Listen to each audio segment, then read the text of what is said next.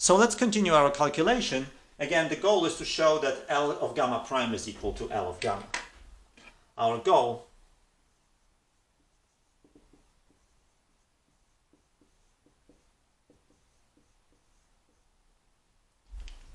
that the L of gamma prime is equal to L of gamma. So we're going to work from here to there, and we have these two formulas. One tells me that theta prime is equal to theta, and the other one gives me r prime in terms of r.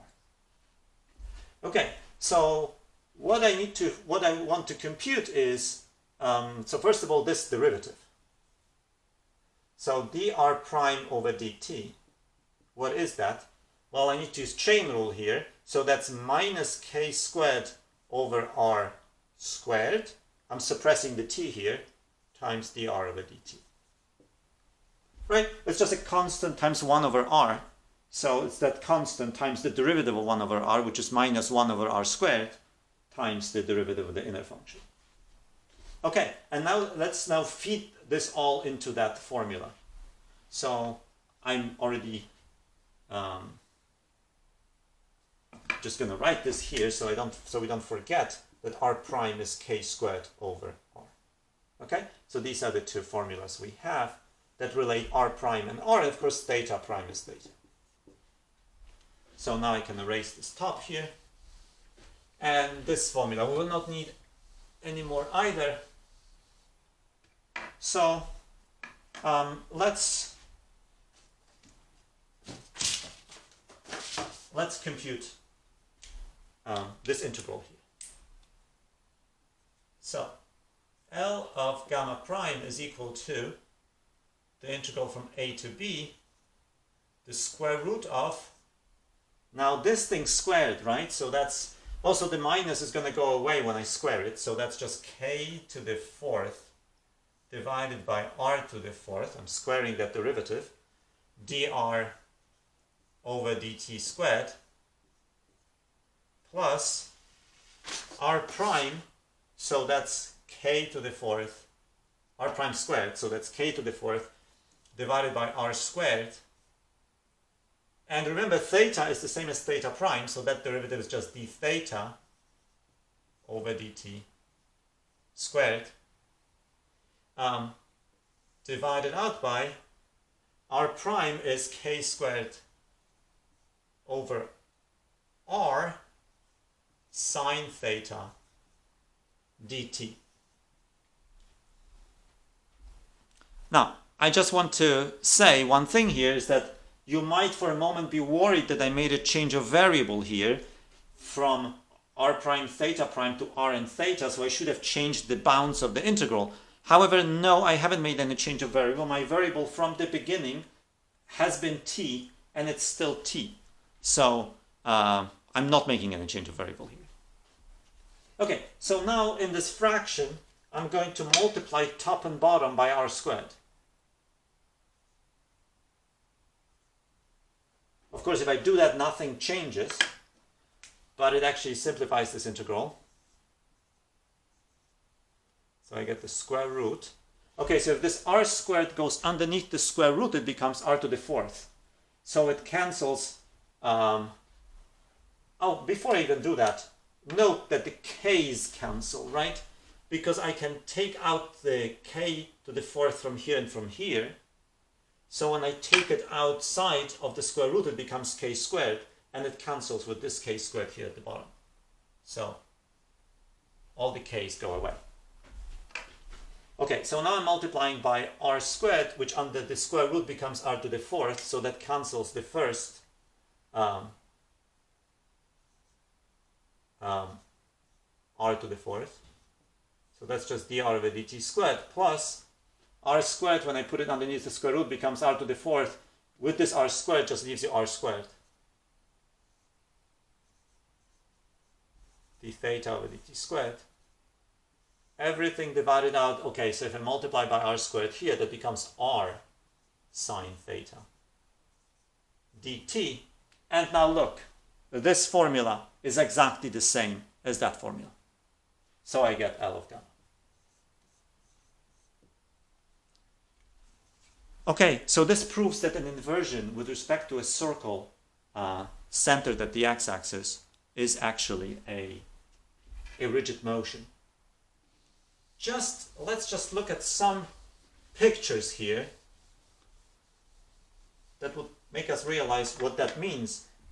Certain things that have the same length on the hyperbolic plane. So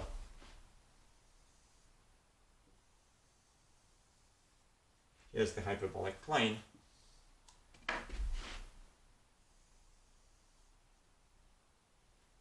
And suppose I take my circle of inversion to just be a unit circle centered at the origin. Why my circles never look like circles, I don't really know. Maybe a little better.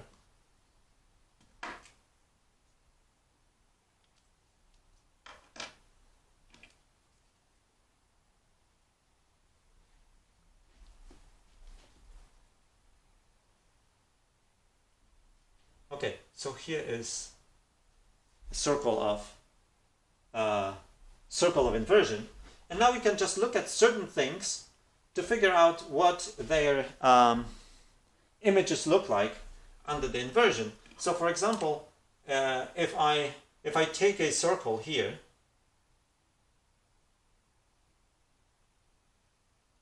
on the hyperbolic plane, and suppose I want to move it in a rigid way to the north. Okay, suppose that the people who live in the hyperbolic plane, they actually took that circle, lifted it and marched with it a little bit further to the north, so that they say that these 2 points actually give me what the inversion gives me. So let's actually compute the image of this circle with respect to the inversion. If you recall, because the circle does not go through the center of the inversion, I know that the image is going to be another circle. In this case, it's going to be a circle that lies outside of this inversion. Of this circle. So, how do I do this? Well, so I want to, for example, find where this point gets mapped, right? So I draw a perpendicular line, then tangent lines, and I get that this point gets mapped there. So this is, if this is A, then this is A prime. What about the other point, point B? Again, perpendicular line, tangent lines. Okay, so that's B prime. So the image of the black circle under the inversion is this circle.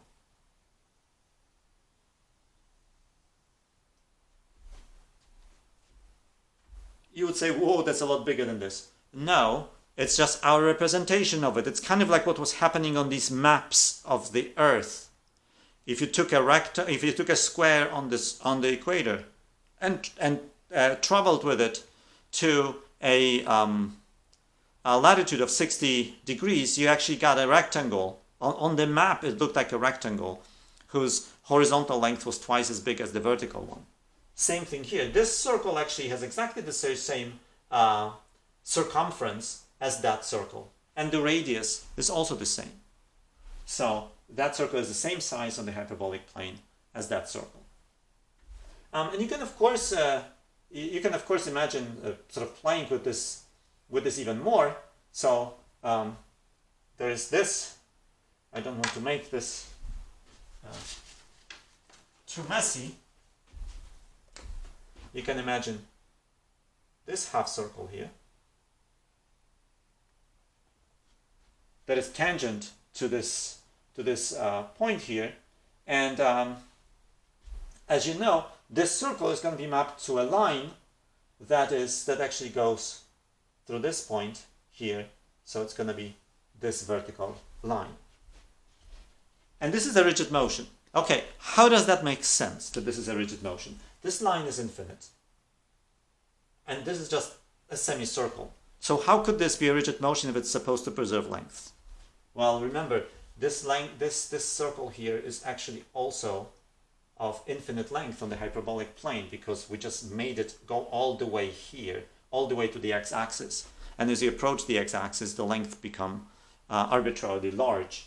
So the people on the hyperbolic plane, when there is like a person here, right, that looks in both directions, they see that the line extends infinitely far in this direction and infinitely far in this direction. It also doesn't end there.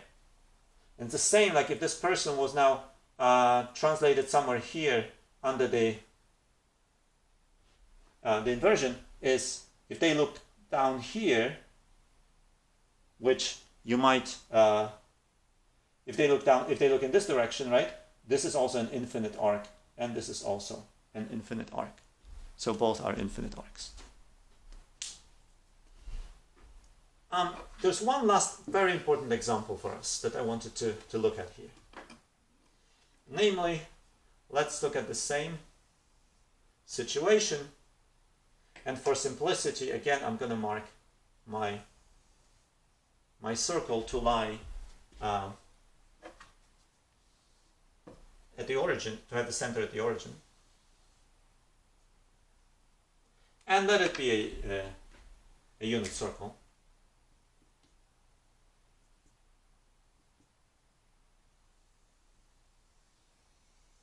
So this is the circle of inversion.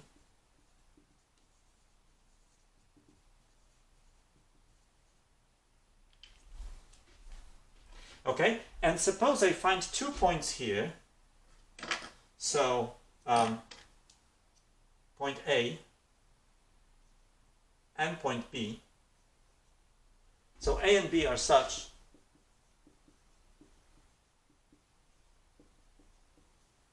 that the point 1, 0 is the midpoint, is the hyperbolic midpoint.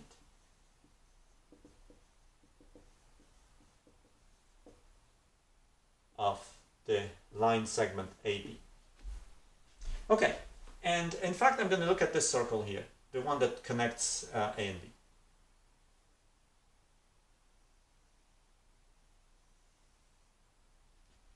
So consider the circle C, whose diameter is the line segment AB. Okay, and I want to know, so what is the image under the inversion C, and with respect to the circle C, sorry, not C, with respect to this circle, right, that's the center of inversion is the origin and the radius is 1 of the circle C. What is it? Let's look at this. It's a circle that does not go through the center of inversion. So that means its image is a circle.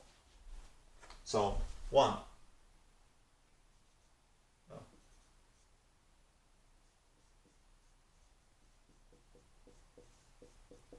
Is a circle.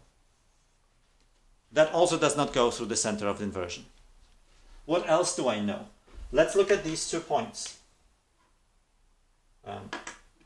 So the point P and the point Q.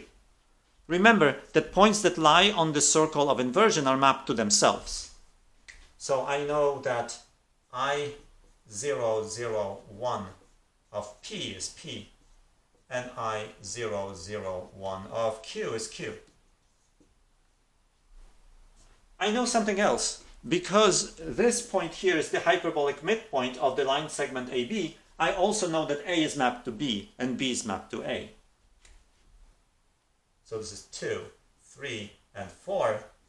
I know that the inversion maps the point A to B. So that's actually all I need to know.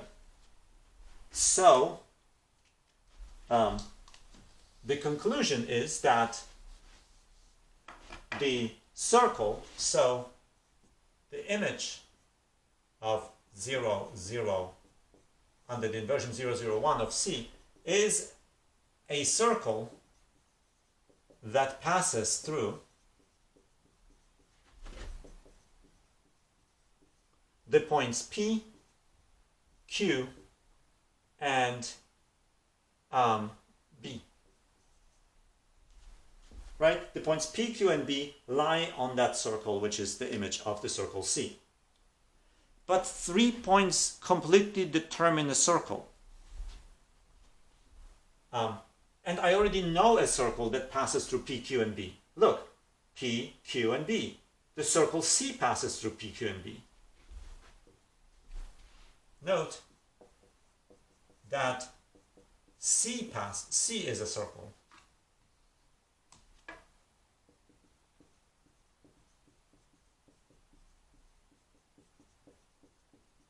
That passes through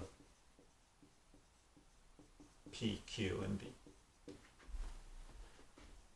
As given any 3 points, any 3 non-collinear points,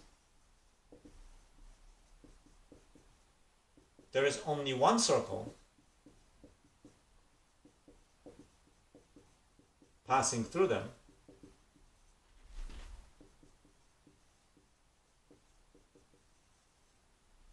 in other words, 3 points completely determine a circle. We conclude that the image of the circle C under the inversion is itself.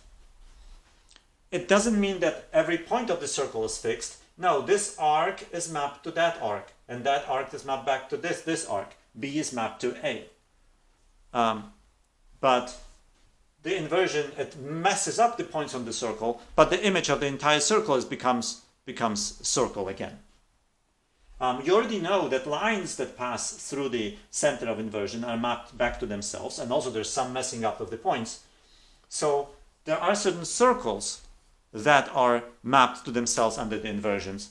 And what are these circles? These are circles such that if I draw a line from the center of the inversion through that circle, this line actually, so that I get the diameter, so it's a vertical line that goes through the diameter, and the point is that the radius of that circle, of the circle of inversion, has to have the y-coordinate equal to the midpoint, the hyperbolic midpoint between the points A and B.